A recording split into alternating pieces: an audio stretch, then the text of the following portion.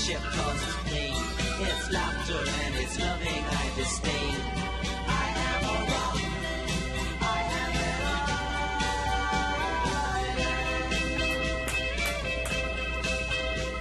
an Order the Planning Commission meeting of Wednesday, September 17th. Jim, would you please lead us in the Pledge of Allegiance? Please join me in the Pledge of Allegiance.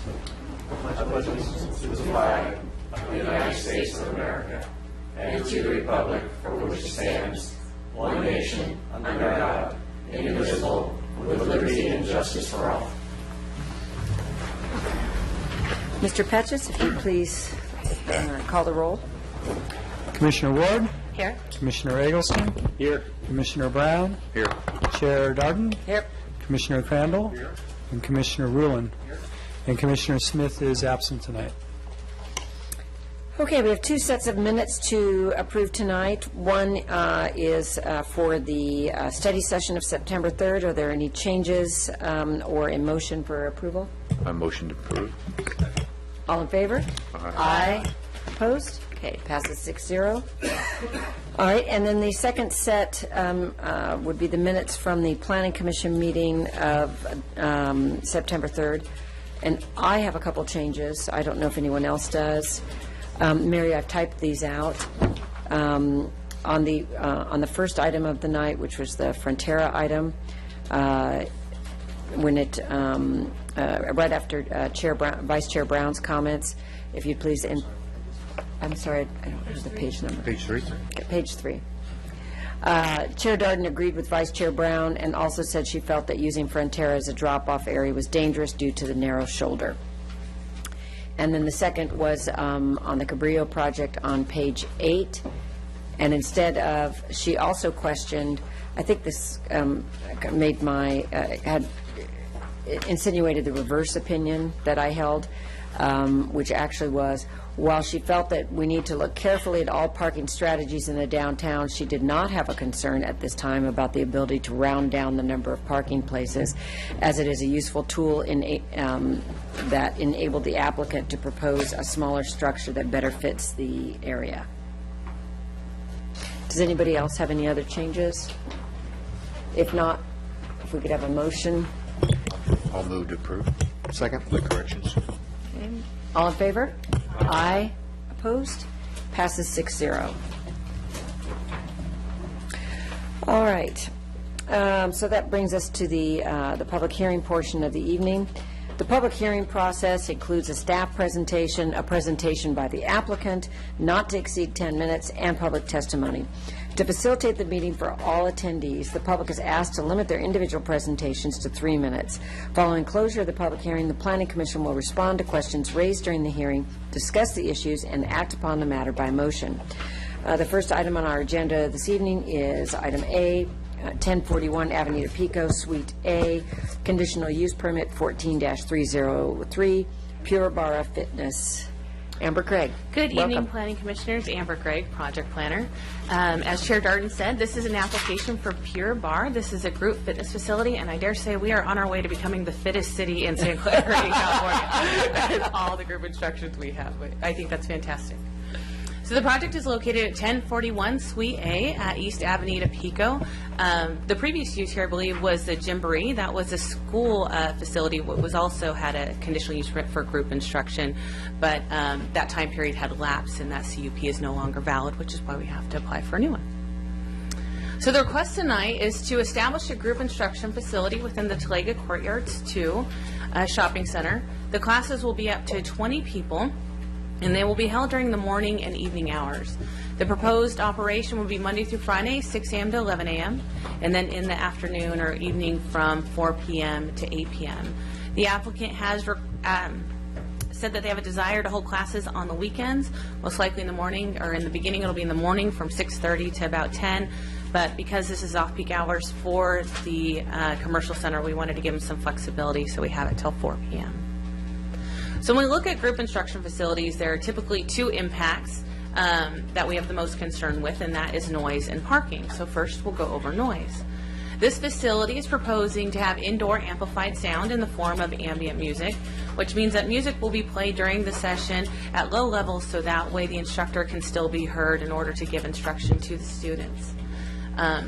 It is not anticipated to have adverse effects, but the applicant is installing a sound wall between the shared interior wall between Suite A and B.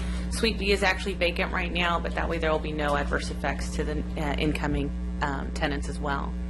In addition, there's a condition of approval on this property, condition number 9, that requires the tenant to soundproof the facility in the event that noise impacts neighboring businesses. This is a standard condition of approval that we include on most group instruction facilities, but definitely ones that have any kind of music playing. So the second concern is typically parking. First, we'll look at the overall center. There's 199 parking spaces for this portion of the center. And without the proposed use, the demand is 188 spaces. Staff did take into account vacancies because there are quite a number of vacancies right now, including the medical office building. The medical office building requires a higher parking requirement of 1 per 200, so staff did take that into consideration. So that leaves 11 parking spaces for the center to utilize. Staff did contact the management company and made sure that this higher intense parking use would be okay and that they approved it, even though they did sign the application. We just wanted to verify that they understood that this would take up the rest of their parking. They said that they did understand that, and they submitted a letter which is included in your staff report that says they understood that. So in regard to this applicant and their project, they're looking at utilizing all 11 spaces, and that means that for students, the zoning ordinance requires 1 space per 2 students, as well as 1 space per employee. So that gives us a combination of 20 students max with 1 employee, or if they wanted to have 2 employees, 18 students max. But condition number 7 requires them to not exceed 11 parking spaces demand at any given time. In addition, that condition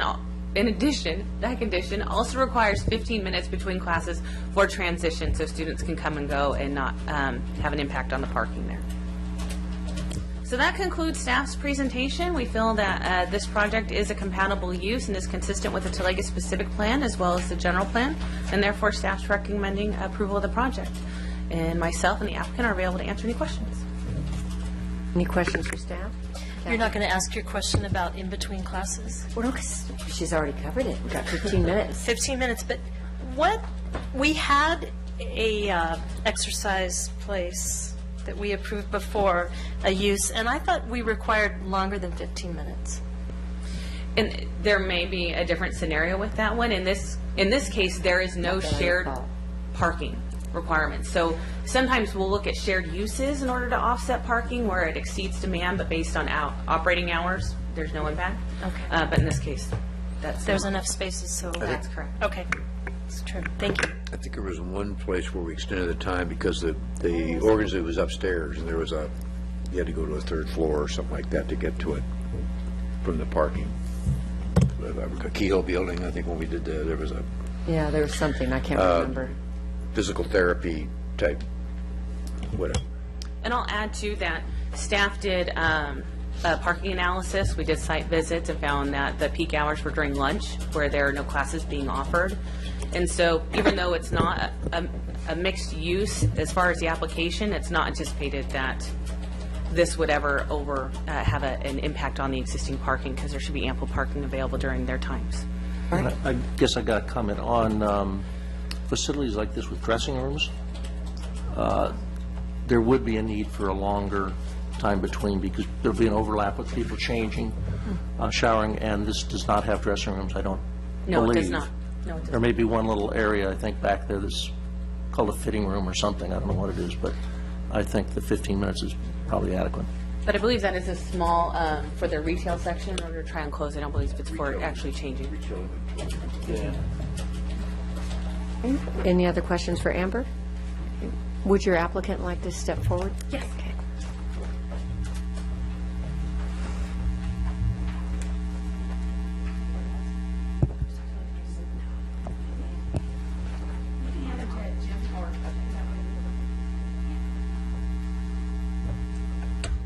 I'm Erica McGinley.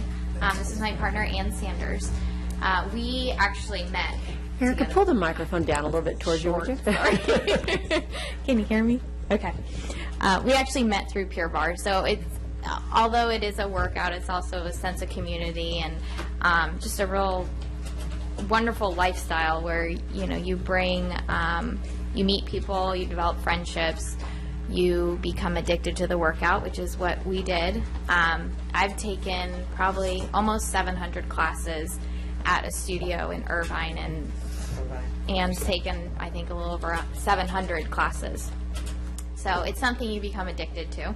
It is for women as well as men. We have seen men working out there as well at the studio we go to. It's the largest, most established bar franchise in the nation with, right now, I think online it said there was actually 250 studios nationwide. There are other bar studios, but you utilize a bar with upbeat, fast music, and it's approximately 55 minutes. It includes stretching before and after, and just to me, I became addicted to it. So I think it's a great workout. Just Come visit. good opportunity. Okay, any questions for the applicant? Doesn't look like it. Okay, you're welcome. Thank you. Thank you. Okay, so let's open the public hearing, and we don't have any cards. Is there anyone who wishes to speak to this issue? Seeing no one step forward, we'll close the public hearing and invite discussion or motion. If there's no discussion, I'll make a motion. Yeah. All right, I move that we adopt resolution number PC 14-039, a resolution of the Planning Commission of the City of San Clemente, California, approving conditional use permit 14-303, Pure Barre Fitness Studio, a request to allow a group instruction fitness studio at 1041 Avenida Pico, Suite A. Second. All in favor? Aye. Opposed? Okay, passes 6-0. Congratulations and good luck.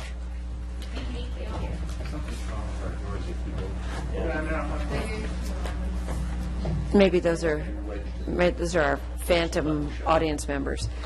Okay, that brings us to item B, 92 Avenida La Plata, conditional use permit 14-266, minor architectural permit 14-267, Gratitude Garden Preschool. Mr. Tamian. Thank you, Chair Darden. Good evening, Planning Commissioners. My name is Adam Atamian. I'm the project planner on this conditional use permit and minor architectural permit application for the Gratitude Garden Preschool. This project is located at 92 Avenida La Plata, which is in the neighborhood commercial portion of the Rancho San Clemente specific plan. It is also partially located on a piece of a city-owned lot that is directly to the north, that is in a that is open space of the Forster Ranch specific plan. The project site is the 92 La Plata site is an 18,000 square foot lot. It currently has a 3,700 square foot building. It's been vacant for a couple years. In the last, it was used by the as a real estate office. It also includes a 14-space parking lot. The city-owned portion of the project is a 2,883 square foot vacant parcel that currently serves as a fuel modification zone for the Orange County Fire Authority. The surrounding land uses are shopping centers to the south and southwest. The Talega Courtyards is one of those, Plaza Pacific as the other one, and then there is open space to the north and to the east. The applicant is proposing a preschool that is for 3 to 5-year-olds. The maximum daily enrollment is 48 children, and this is both in their proposal to meet parking requirements, but is also the requirement of the state for maximum number of kids per day. And this is not at any particular point in time. This is total enrollment throughout the day. The school provides at least 2.5 hour pickup and drop-off times. The afternoon pickup time is actually extended. It's pretty much anything after about 11 o'clock in the morning till their closing time at 5:30 in the evening, with a break for the nap time. The morning drop-off time would be between 7:30 a.m. and 9 p.m. typically. Or excuse me, 7 a.m. to 9:30 a.m. As part of this preschool, they're required to have a playground, and this playground, in order to locate it on this property, requires the use of the city-owned parcel. And the school is proposing small accessory structures in this area, some fencing, and a lot of new landscaping in this area. As far as the 92 Lapata site, nothing's changing about the building except for the interior of the structure, and same with the parking lot area. However, sometime after the original approval of this building, all of the trees that were originally approved had been removed from the site. There were approximately 24. As part of this project, they're reinstalling all of those trees so that the site maintains its compliance with the approved landscaping. So in the analysis of this project, I'm breaking this up into the 92 Lapata portion and then the city-owned parcel because they're in technically different zones. However, in a totality, we're talking about one preschool use. For the 92 Lapata portion, the preschool it complies with the uses allowed in the neighborhood commercial zone. It is conditionally permitted, requiring a conditional use permit. The project conforms to all development standards, including parking, setbacks, and landscaping. In fact, based on the number of students and teachers that the applicant is proposing, the site is overparked by one parking space. Additionally, the use is not anticipated to generate any significant impacts to neighboring properties in terms of noise, traffic, or the intensity of use. Part of this is due to the fact that there are no actual adjacent neighbors. Most of their surroundings are open space and just vacant property. Additionally, the project is conditioned to mitigate any potential traffic and parking issues, which I will discuss in more detail in a little bit. On the city-owned portion, the use as a playground is consistent with other conditionally permitted uses allowed in the Forster Ranch specific plan document for open space areas, specifically parks, athletic fields, and recreation centers are allowed. There's no discussion between public or private. However, there are many examples of times where open space is used for private uses. Golf courses would be one example of that. Excuse me just a second, Adam. Commissioner Brown has a question. Yeah, since these were reduced scale drawings, I had a hard time. Is this, when I walked the property, is this where that natural foliage commences? Is that the limits of where the playground will be? That zone I'm looking at there with the grass, that's where the Yes, playground is? we're only talking about the grassy area. All the natural vegetation would remain. Okay, so the fence and the boundary for the play yard is along where those sandbags are, the Yes, it is. mediation are? Yes. Okay, thank you. The city's open space ordinance, also known as Measure V, does not apply to this project. Measure V is the requirement where a rezoning taking place on a parcel larger than 1 acre requires a vote of the residents of the city to approve that. This is not a rezone, and it is less than 1 acre, so that would not apply. This is a consistent use with conditionally allowed uses in the open space zones. The site is conforming to applicable development standards, which I will get into in a second. Additionally, there is a city easement due to a storm drain that runs directly through this property. You can see the manhole cover there. The easement is approximately 26 feet wide, and it's for a 6-foot wide storm drain. Because of that, the engineering division will not allow trees or any structures with footings to be placed in that area. Additionally, the Orange County Fire Authority's fuel modification zone severely limits the amount of planting and the type of plant materials that the applicant can propose. However, based on all of that, the applicant has proposed something that everybody is satisfied with. It meets the requirements of the Engineering Division, OCFA, as well as planning. Speaking of the development standards, looking at this particular portion of this parcel, it does not technically meet the requirements for trees along a scenic corridor. Specifically, the requirement that there's one tree every 25 feet. That's simply because nobody will allow them to plant a tree in this location. However, the rest of this parcel does have tree landscaping consistent with the scenic corridor landscape plan further up La Pata. Additionally, there's a lot of landscaping being proposed in front of the fencing on this portion of the property, which really meets the intent of the scenic corridor landscape plan to block views of commercial uses. There is a note, and it was discussed in the design review subcommittee, about the berming or the mounding. That would require a lot of additional grading and soils to be placed on top of the storm drain, and as far as my discussions with engineer are concerned, they would prefer not to see any grading taking place on this site. Additionally, the Forester Ranch specific plan says that if the Planning Commission deems that it's unfeasible to install berming or mounding, that they can approve a project without it. In this case, that would be one reason why you could deem it unfeasible. So the project meets the findings for a minor architectural permit in that the architectural treatment complies with all of the applicable regulatory documents, including the general plan, specific plans, and their design guidelines. General appearance is in keeping with the neighborhood, and the project is not detrimental to the orderly and harmonious development of the city.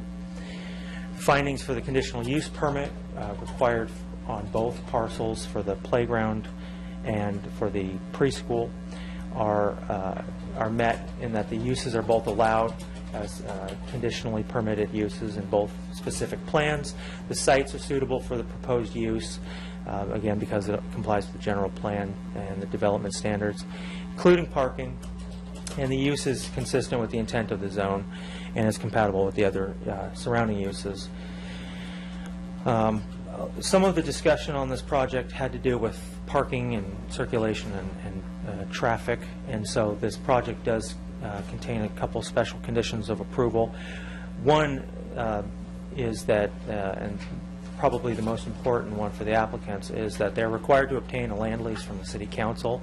That's a condition of approval that they will go to the City Council after this approval and obtain that.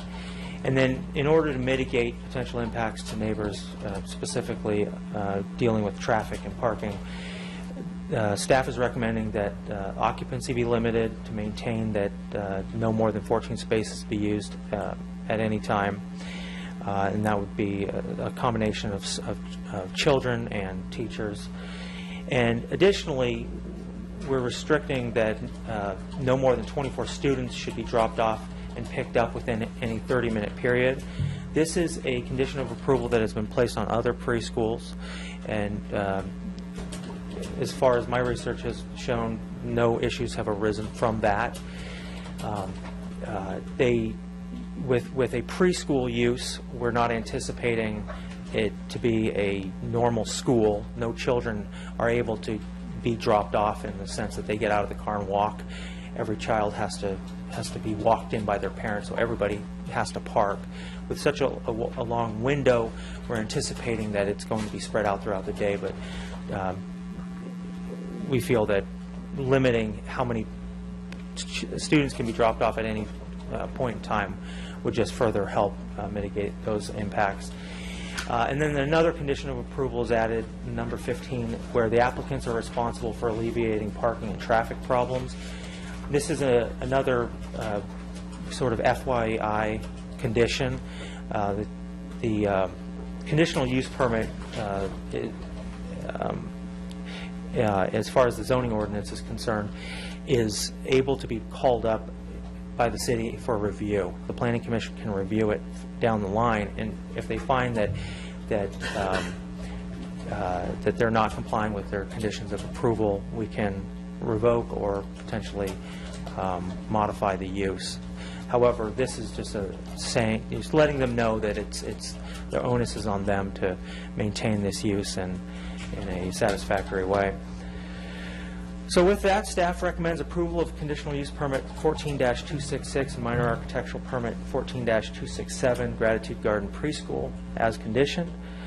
That concludes staff's presentation. I'm available for any questions, and the applicants are in attendance as well. I had a question for you, Adam. It's not a concern, I'm just curious. One of the issues we discussed at design review was the possibility that the metal fencing would be painted black, and I noticed that it's not going to be. Is that because they ended up not having to repaint the other length of fencing, and so it was cost prohibitive, or was it an aesthetic choice? Well, I went down to the site, and this was originally part of the, it still technically is part of the courtyards at Talega, and all of the fencing down there is that kind of Taupey color, and so it just made sense to keep it that way. There is a break in the well, not a break in the fence, but a point in time sort of behind the trash enclosure and through some bushes where it could become a different color. However, just for overall consistency, staff was fine with the color as it currently is. Okay, that seems reasonable. And I wanted to thank you for getting that tree issue taken care of. That was a big issue with design review, and 24 trees is a lot of trees. It absolutely is, yes. Yeah, that's great. Thank you. You're welcome. Jim? Yeah, just really more of an administrative question, just in the interest of maybe simplifying something a little bit. I was looking at the conditions of approval, and it looked to me like conditions 12 and 19 were essentially redundant. They both required the applicant supply a landscape plan before building permits are delivered. If they are the same, it might be worth just getting rid of one of them.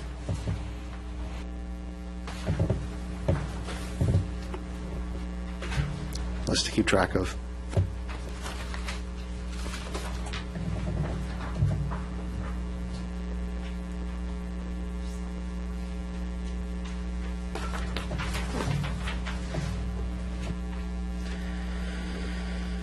Yes, they are generally consistent. One is about timing. More, it's prior to the issuance of grading or building permits, and it's shown as a special condition. It's just we've used it on so many projects that it's basically a standard. The other one is more about how to go about developing the landscape plans, and it's just referencing the document that they need to follow in order to make those. We can. Okay, I didn't want to make a big deal out of it. I just thought if they were truly redundant, we might as well, peel one off, but it's not. Absolutely. It's an administrative thing, not worth a lot of time, so. Okay. Thanks. Okay. Would you have a question for Adam? Just an administrative question, too. Why, oftentimes we get expanded drawings, and these are all kind of the shrunken models. So I had a hard time really gauging where the playground ended, and that's why I asked the question today after I stepped around. I like to use my architectural rule to gauge things. So why were we given the reduced set? Is that we're trying to save paper? In other words, we usually get the big full set plans I can review properly. It's just an internal question to you, the city planner. Well, honestly, that was my judgment call. Looking at the plans, it was more about the kind of the big picture. There weren't. I know that there's a lot of kind of smaller details. I probably wouldn't object to that, except we have city land, that were involved here. And I just had a hard time visualizing between the plan. That's why I asked the question based on that photograph, where the playground stopped and started, because of the scaling of the drawings, I couldn't get a good picture of it. And so that's the only reason I'm asking it, because of because I know they have to subsequently go to council for, for the Yes. lease, and so you might want to be a little more definitive what you provide to them anyway, so that, because I certainly have a hard time visualizing where the playground can fit in. I will. Just a clarification, on L2, they gave us the dimension, 40 feet for the distance from the building to the end of the playground. It's kind of hidden there, it's hard to find. Yeah. But it's on L2, you'll see it at the top. Yeah, of the it's a page. somewhat pie-shaped piece. It's 40 feet in the back, and it's A about little less in the front, I think, 22 or actually. so in the front.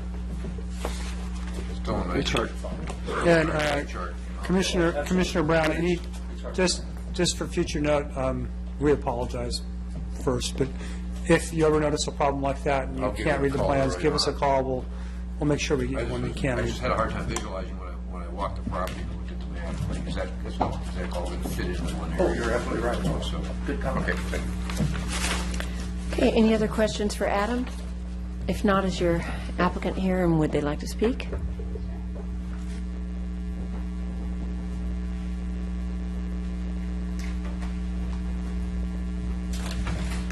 Hello, Planning Commission. Thank you for hearing our request for a conditional use permit. I'm Dr. Dustine Ray. I'm the founder and the executive director of the Gratitude Garden. I am also a professor of education at Pepperdine University. The Gratitude Garden Preschool is the culmination of my life's work, and I am thrilled to bring it to San Clemente. Without even formally advertising, we already have over 30 parents that are on our wait list for what is hopefully our spring opening. Our preschool is one of the only schools that offers science, technology, engineering, and math in a nature-based environment while teaching the value of gratitude and instilling a love of learning. There's nothing quite like it in Orange County. And hopefully, when we open, I invite you to come visit us and see the learning garden where growing minds will thrive. Any questions for me? Any questions? No, I don't think so. Thank you very much. Thank you. Okay, so why don't we open the public hearing? And I don't think we have any cards on this matter. If anybody wishes to speak to this matter, please step forward. Seeing nobody stepping forward, I'll close the public hearing and invite discussion or a motion. I think it's a great reuse of a facility that sat there empty for several years, and a very good location for the school. I'm glad we could fit the little playground in, so I'd be, without any further discussion, would make the motion, because I think it's a, okay, you do have some discussion, because I think it's a great reuse of something that's, was formerly a real estate office. All right. Anybody else have any comments? I had mentioned this in design review, and I've been scratching my head very hard to find a solution to it, and there may be some, but I'm concerned about the parking lot. You're going to get some stacking of cars. La Pata is going to be a lot busier street here in the next 5 years, and you wouldn't want any cars being left out on the road waiting to turn into the parking lot. But my biggest concern is when children are brought here and walked to the front door, they are forced to walk within the parking lot. There's no sidewalk around the parking lot that they can bring the child to the front door. And I think, I'm glad to see we've got some traffic experts here. I'm concerned about the hammerhead at the end of the parking lot. I've been trying to figure out a way. It's a three-point turn for a car to turn and re-exit after they get out if they don't find a parking space. And if they get crowded, that's going to be a very difficult thing to do since there's no space or area for that car to back into. You've got 24 feet, apparently, according to the site plan, to make that turn in, and normally 26 is what I would think would be a minimum. But I would almost say, for me, I have the architectural permit, everything is fine. I would need to see a condition that a sidewalk is provided to get the child out of the parking lot into the front door, and possibly that landscape area at the upper right is somehow reduced, so there is a true hammerhead area for the car to turn around in the parking lot. Yeah. Or the other thought is they're only required 13 spaces. If we could make it a little wider and take that last space and make sure that is available for somebody to do the hammerhead turn-in, they'd have the required parking and still the ability to turn around at the end of that parking lot. That's my biggest concern. It's just the child safety, and I'm very impressed with their business plan and the way they'll operate it. So other than that, I'm very much in favor of it. Yeah, that's interesting. That's an interesting idea. That I took a second, drove through there a second time the other day, and what I noticed was that the curb is painted red in front of the building, and my assumption is that no one's going to be dropped off right there at the front of the building on the left-hand side, that everyone's going to park. So I'm wondering, is the hammerhead really necessary if what people are going to do is pull into a spot, take their kid in, and then pull out of the spot? Are the people going to be making that three-point turn, in other words? Well, I think they're going to turn into the driveway if nothing's immediately available, or if they pass a space, they're going to either have to back out. At some point, you're going to turn around, and if there's no parking spot available, there's no way to turn around. And when it's very busy, even if people only stay 2, 3 minutes, 5 minutes, whatever it is, to walk the child to the front, I just want to make sure there is a dedicated space to make that quickly and not get gridlock in there. In other words, if a car goes in there, all the spaces are done, and another car comes in, it's going to be very tough to make that turnaround. Why don't we have a traffic engineer step forward and help us with this issue? Where would you put the sidewalk? It's a tough one. It would I was thinking at the back, because you can see by the handicap, they've already got a sidewalk there. That might be a logical spot. You don't want them crossing the driveway access into the site, because they'd be crossing traffic then. So you'd want to direct them the best you could to the other side. We don't want to rouse the parking spot. Good evening, Commissioners. My name's Tom Frank. I'm your Transportation Engineering Manager. And Barton, I had the same concerns.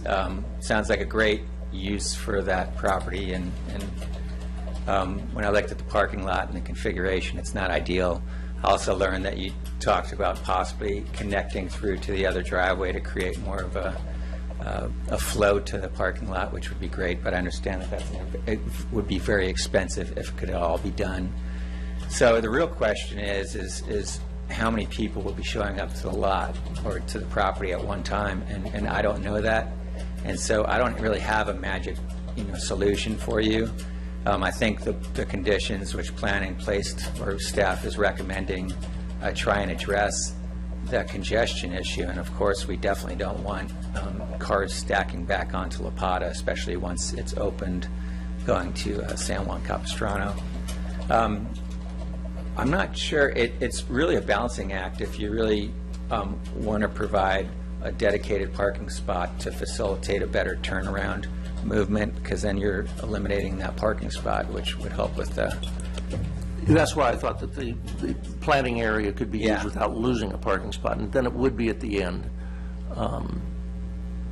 If at all possible, that's just my big concern, because I don't think that condition can be enforced.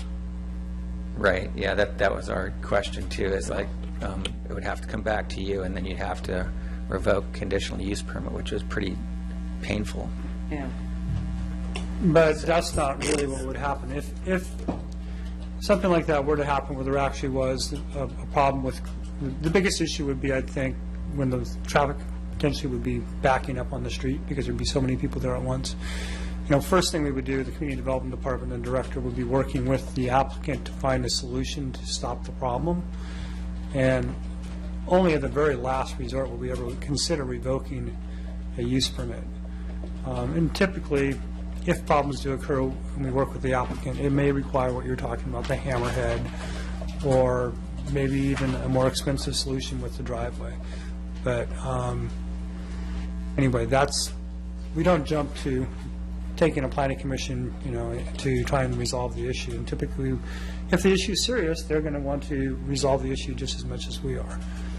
So what if we had a condition to revisit in 6 months and to assess whether the parking was working or whether there were some of the problems that you've expressed a concern over?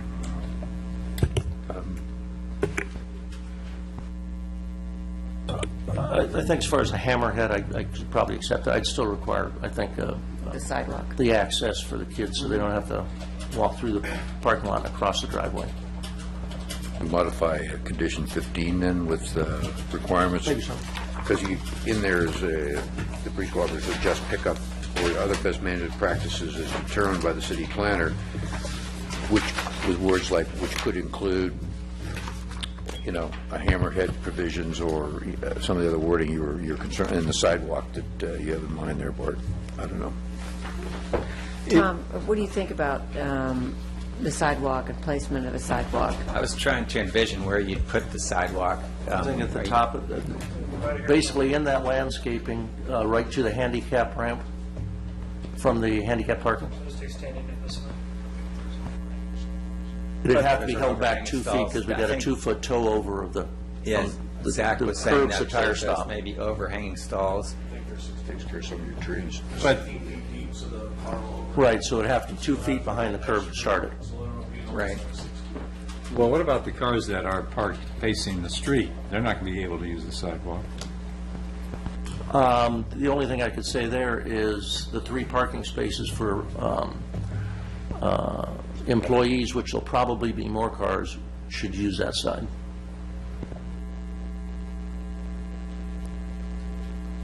Still leaves a couple of spaces hanging, but I don't know what, I couldn't find another But solution. you're minimizing the risk. It's a very low-use parking lot, so that can, coupled with the fact that it's parents walking their children into the facility, I don't think we're in a similar situation where you're in a shopping mall or something to that effect, where you have the same concern. I understand your concern for the safety of the children and the parents, but you find similar small parking lot configurations to this in many locations. So I guess I'm not quite adamant that there needs to be a dedicated walkway adjacent to each of the I parking was involved in like 2 kinder cares, and I mean, their management, business management plans basically said, we're not walking in the sidewalk, not in the parking lots. Yeah. And I'm sure there was a reason, so I kind of adopted their mindset. I've seen it on other schools, too. Well, I'm just wondering what the city liability is, because we are allowing them to use a city lot, and if we accept a parking lot like this, with this configuration, This is not a city lot. the lot behind them is a city lot. It's still The open space area? the open space, because we are leasing that to them, and then if we accept this configuration type, I'm just wondering what added liability the city might have.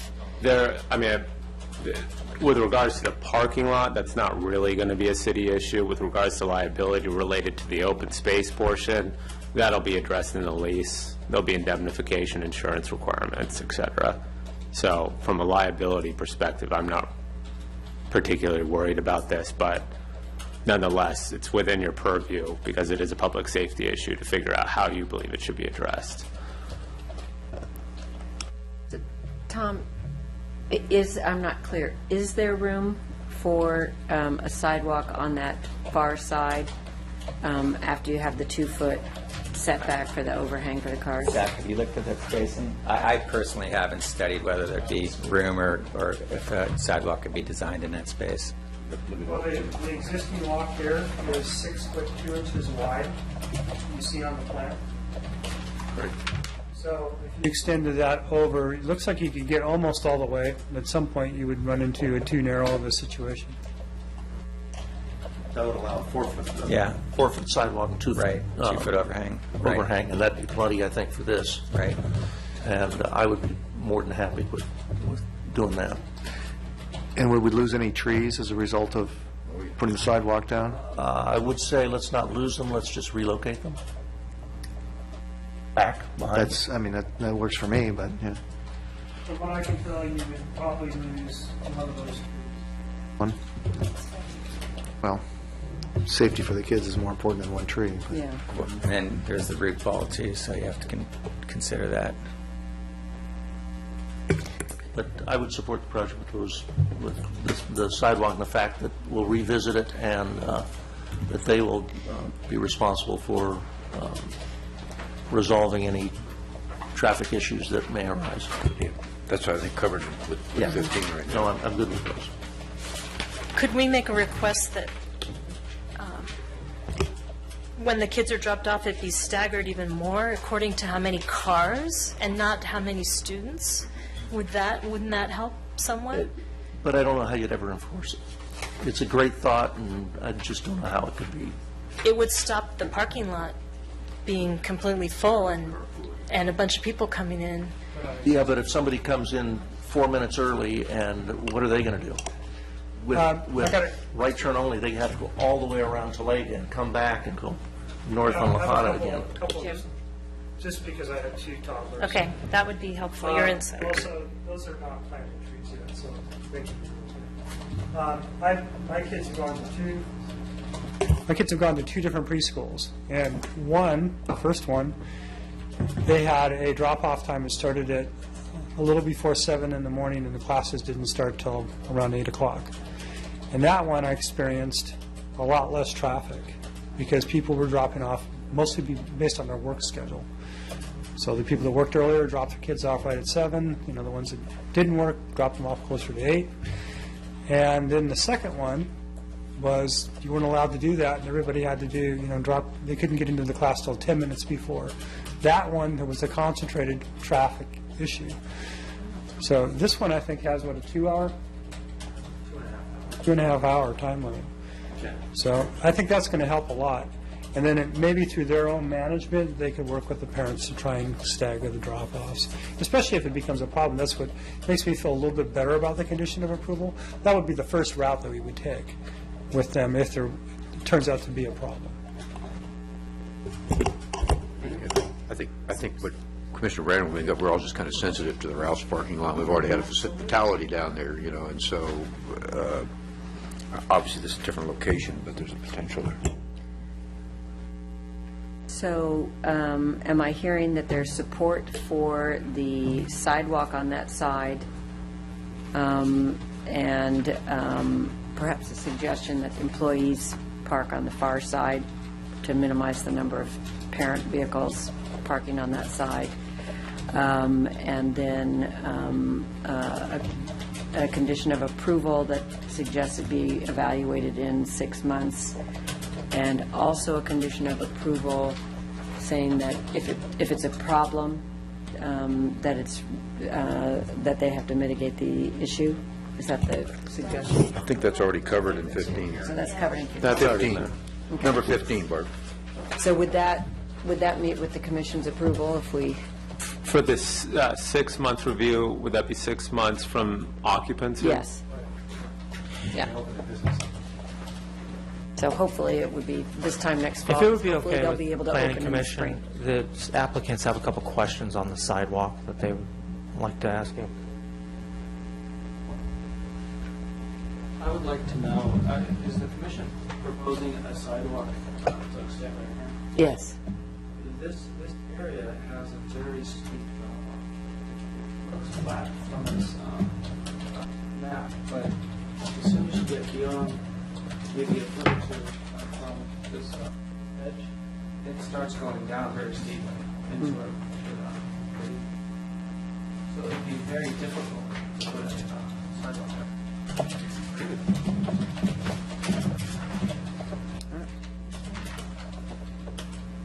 Yeah, that sounds. And was that the only point you wanted to make, or was there another one? Well, we do have employees that would be parking here.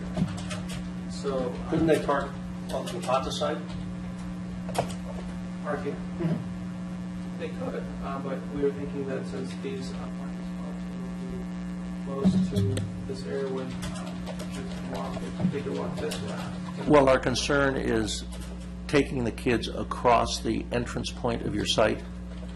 Now, there's people turning into your parking lot will be interacting with the kids walking to the front door, and by putting them on the other side, they don't have to cross traffic. Well, the concern here was just that this area is extremely steep. Yeah, I'm assuming it's probably 2 to 1, which means if it's 6 feet, it could be a 3-foot drop at the far edge if it's 2 to 1. That would be as bad as it get, 3 foot.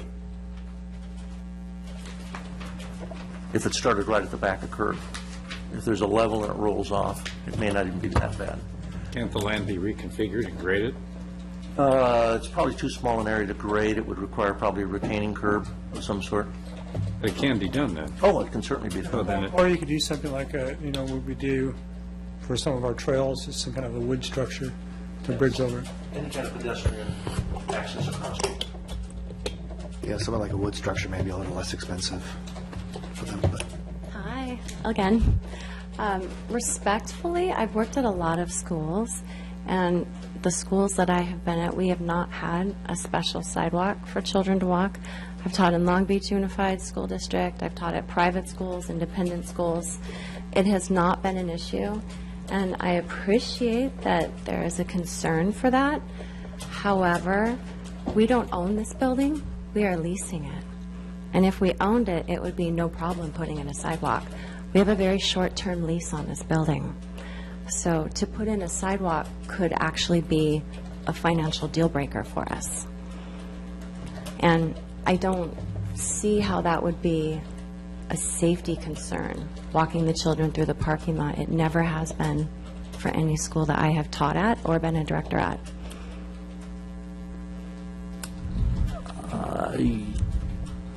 Not to be blunt, but I understand you're willing to take that responsibility and liability, but I'm probably not.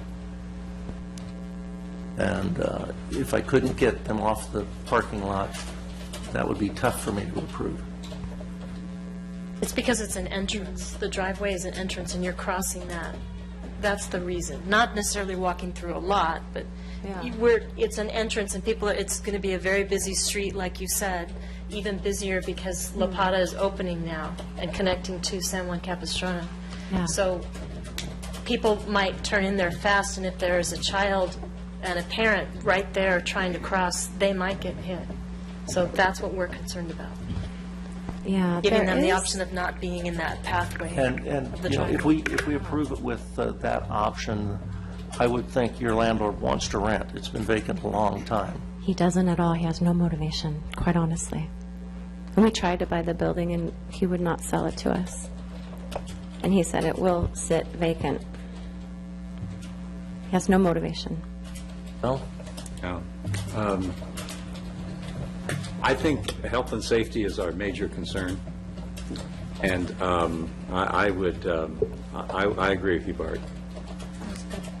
Is there anything we can put possibly here to slow cars down, like flags that you can typically see in the hard thing there is if you flag somebody down, their back of the car will be on La Pata.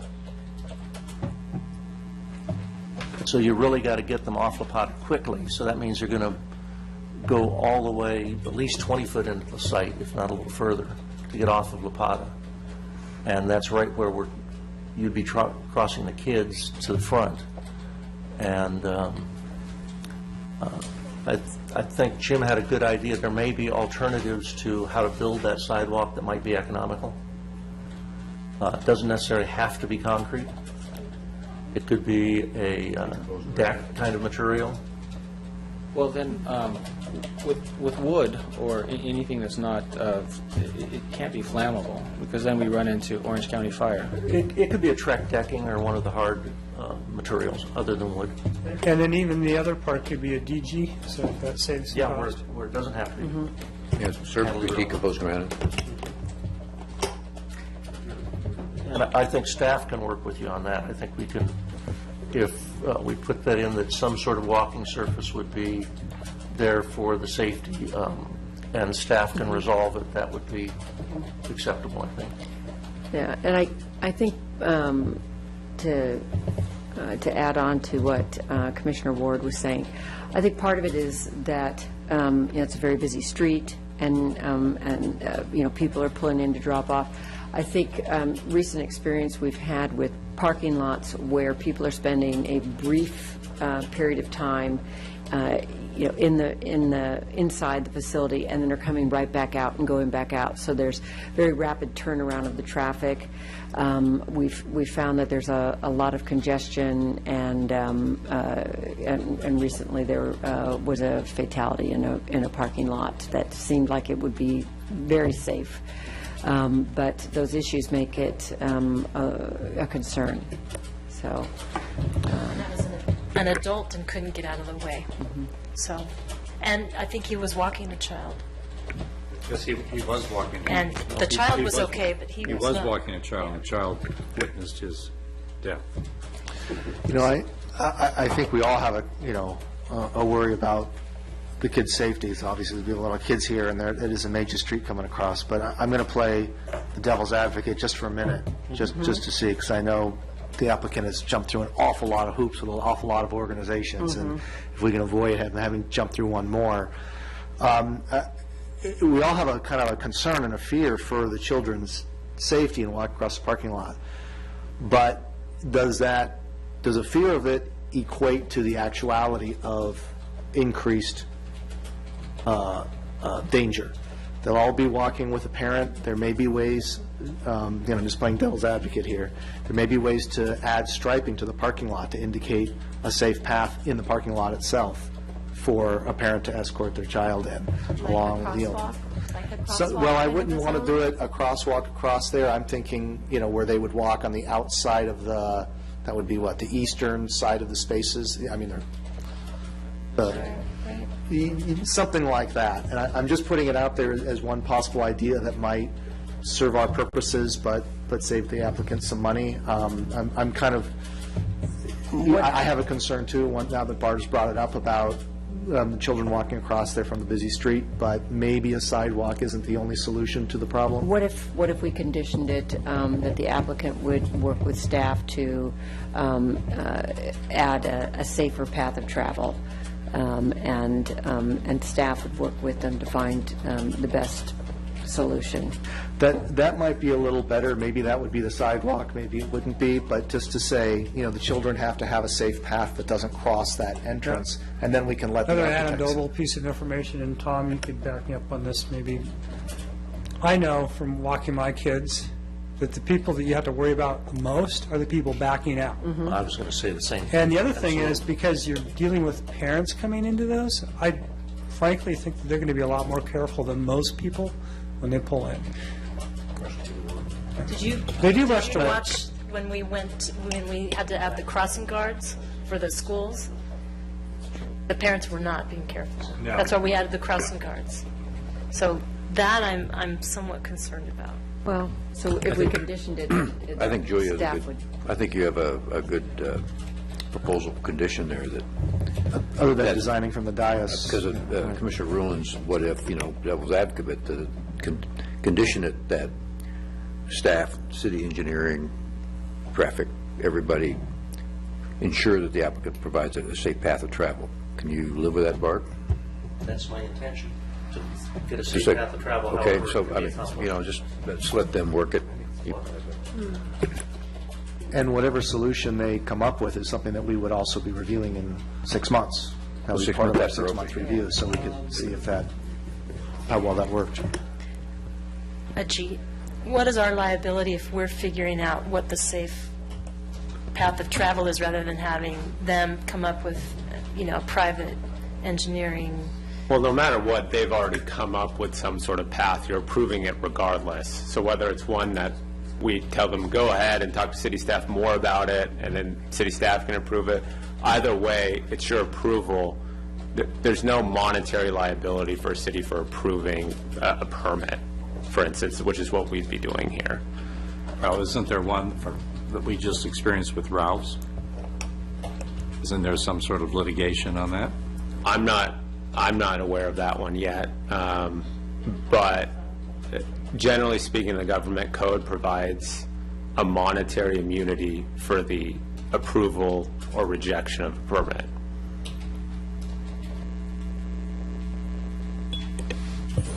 But we're being asked to decide what the safe travel is on this parking lot.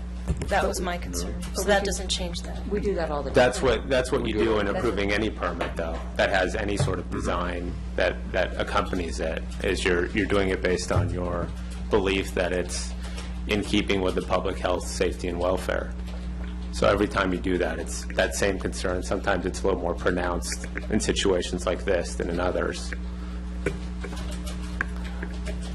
Well, okay, I would be, I think Julia had a good concept. I'd be fine with a condition of approval that a safe path of travel shall be provided for the delivery of children to the front door.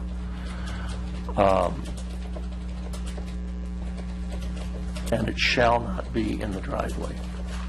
It shall not be in the parking area. You might as well just say a sidewalk, because there is no safe. Well, sidewalk kind of says concrete, whatever it takes. Well, there's nothing that is going to be safe that's going to be within the parking lot itself. You're better No, I off don't not think even there will be. marking No, there anything. So the only thing you can do, the only alternative, there's only two alternatives I see here. One is the sidewalk where you were talking about before. The other is to also provide a sidewalk on the other side that would lead you all the way up. And it wouldn't be completely safe, but it might be better if you had people come up this way and then up this way and then cross, because at least you get a little bit of reduction. Are you? Well, there's, the sidewalk may be the only viable way to do it, but there may be other solutions that go through the parking lot, like having a parking lot monitor, for instance, someone essentially to control traffic and make sure that people aren't hit. I'm not saying that that's the answer Yeah. either. I'm saying. But you're just saying, rather than trying to determine the solution here, Right, we right. let the city engineer. Let them do it when they've got some work with time them and when they can some analyze the expertise, right? situation. You need to weigh in. Yeah. I'm not sure if the city engineer can provide a solution to this, so I'm I'm sorry, not but sure. approve their solution, is what we're, It's, this is an existing site it's been developed, so I think it's appropriate for you to determine what the commission feels comfortable with as far as path of travel or shared use space for the parking lot. Because I'm not sure if that we can determine or make that determination any better than the commission can, as far as safe path of travel goes. And another alternative would be to continue this while there are discussions, and then it comes back to the Planning Commission in a few weeks with perhaps a better alternative. gosh, I hate to do that. You were going to make a motion, so I'll let you do that. Would you like to make a motion with the additional condition of approval that a safe path of travel be provided at the, is that north, up on this site? No, it's North is east. On the east side of the parking lot, to connect to the handicap sidewalk? Take a look at north. You want to condition 39 then? Or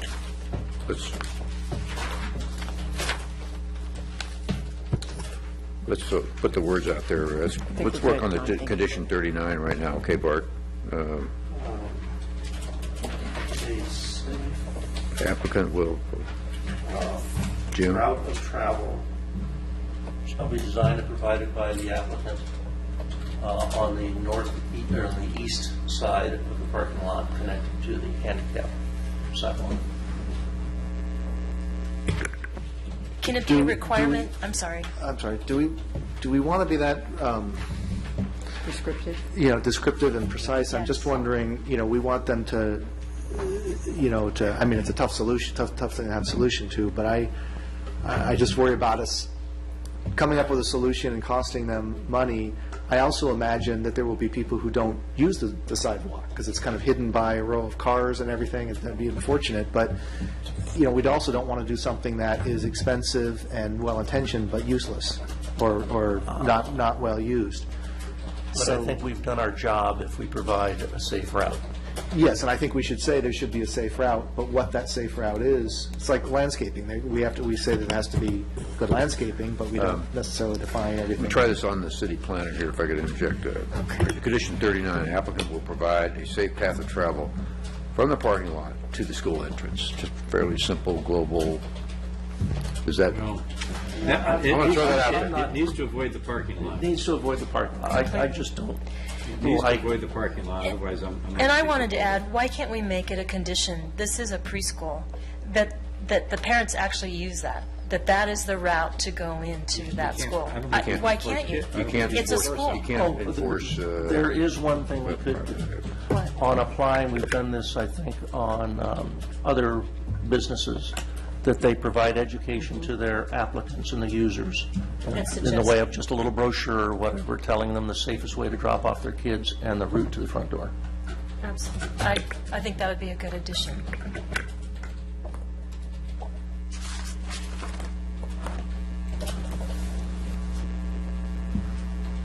See Don. I'm trying to scribbling. scroll this here, but normally the city planner used to come in and wait and help us out with all these things. Because I don't think you can achieve a quote-unquote safe route of travel. There's no such thing as a completely safe route. No, So I think it has to depending- be safer. Yeah, so an improved Safer route. route. And then the sidewalk is the only one I think it's feasible here, frankly. Unless, the monitor is an interesting idea. But other than, be basically having a crossing guard in a sense in your parking lot. I don't want to belabor it, but Ralph's also did that before this accident happened. There wasn't a guard, so it's been tried. But I think the suggestion of them suggesting to their parents that we've provided this for you for the safety, and it will not make cars block up then coming up that driveway because there will be no one crossing there. So that is I think that's a good condition or suggestion. I've got it right. Applicant will provide a safer route of travel external to the parking lot, to the school entrance, and additionally provide education to parents and students. We say east. Is everybody comfortable with that wording, or? Do we need to clarify where the parking lot is? Or, I'm sorry, where the sidewalk is? In I'm that not saying motion? sidewalk, I'm saying a safe path of travel. I external think we the need to say parking lot. where it is. Along that back. It probably is proper to say on the east side. Is it the east side? I don't see any heading arrows on any of these maps, so give me an eyeball check there. Let me help these people get to business. It would be the northeast side. That would Okay. connect to the handicap sidewalk. That would be good. They've already got the sidewalk from there, so it's a 9/18/27, about 50, 55 feet of linear lane.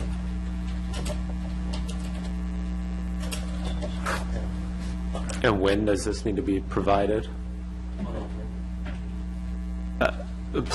Plans need to be provided to anybody at the city, or just they need to come up with this idea? That's what I was a little confused about. I think it has to be approved by the city planner. Would that be appropriate? You've got toddlers, you know it's safe. If you're able to walk it, like the decomposed granite, and maybe. It's basically, we can work with them on the design. Can we use the word improved instead of safer? Pardon me? Use the word improved instead of safer. Okay, That's good. good catch. I can read my own writing. Let me run this by everybody.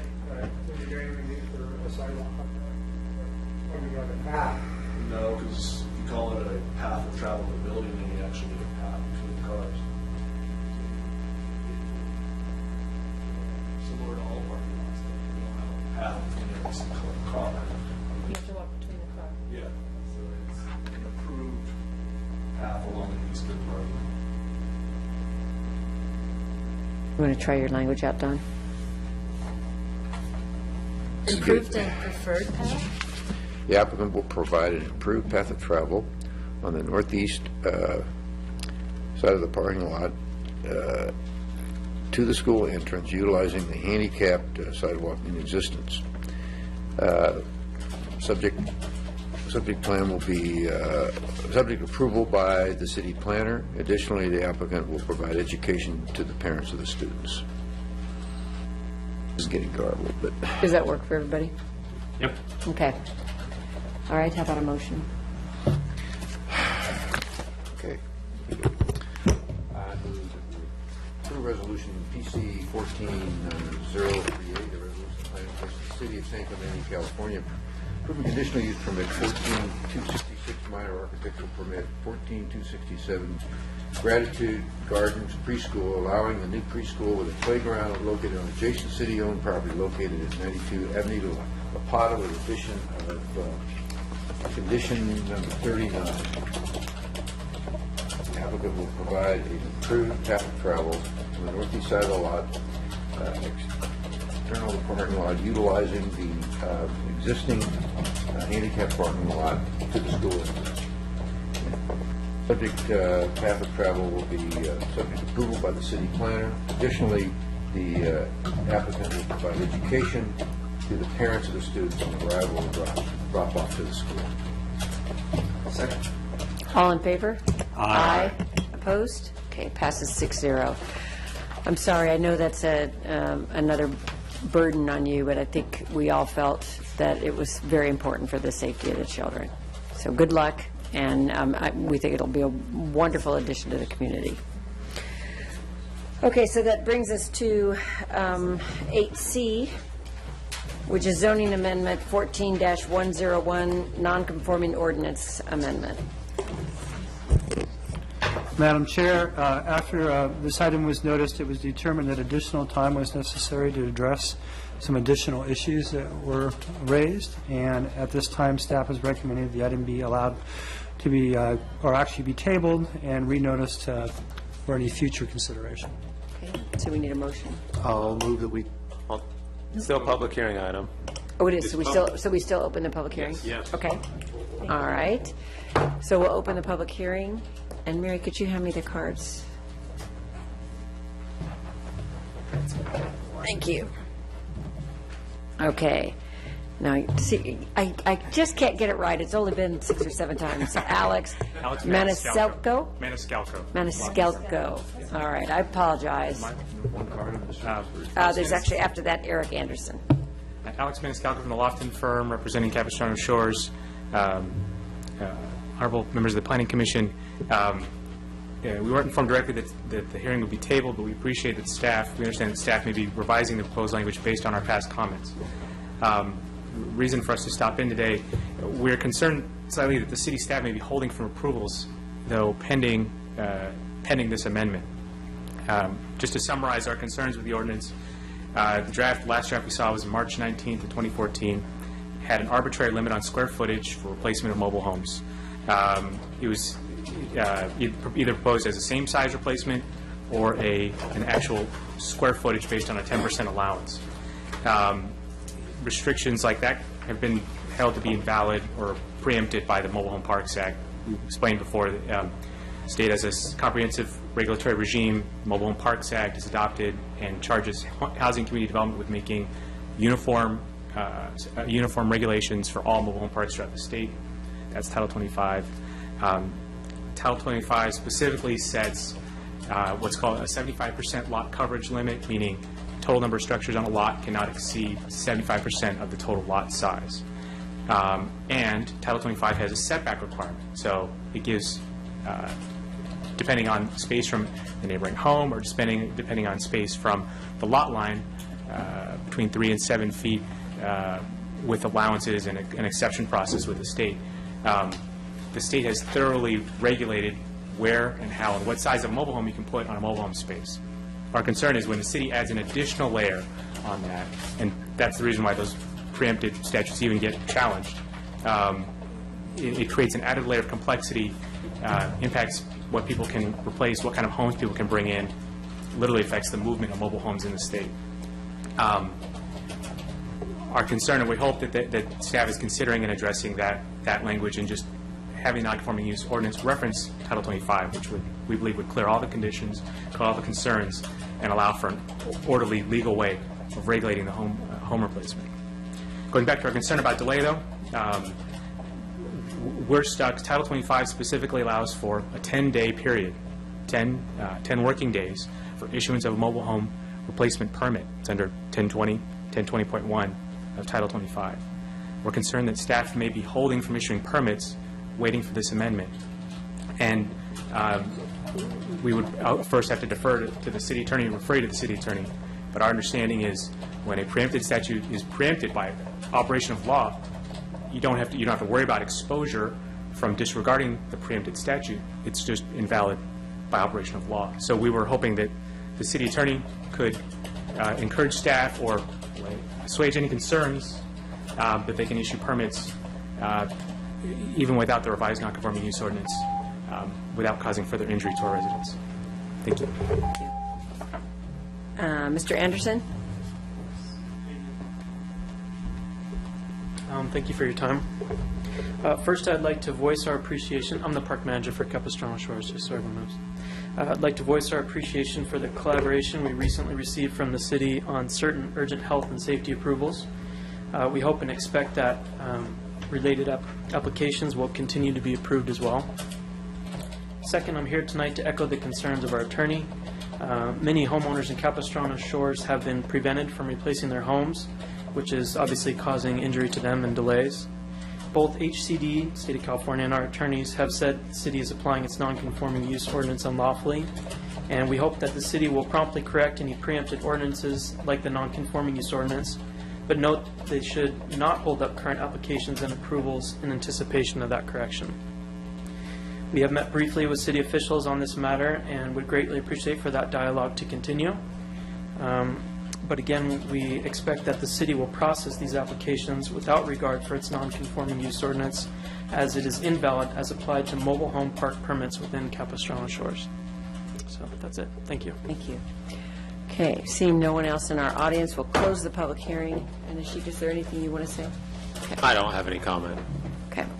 All right, so is there a motion to table this matter? I move that we table this matter. I'll second. All in favor? Aye. Opposed? Passes 6-0. Okay. Is there anything from Coastal? No. Okay. Any other reports from commissioners? Jim, you're on. If not, I'll move that we adjourn to the study session to be held at 6 p.m. on October 8, 2014, in council chambers at City Hall located at 100 Avenue, Presidio, San Clemente, California. Second. All in favor? Aye. Opposed? Passes 6-0.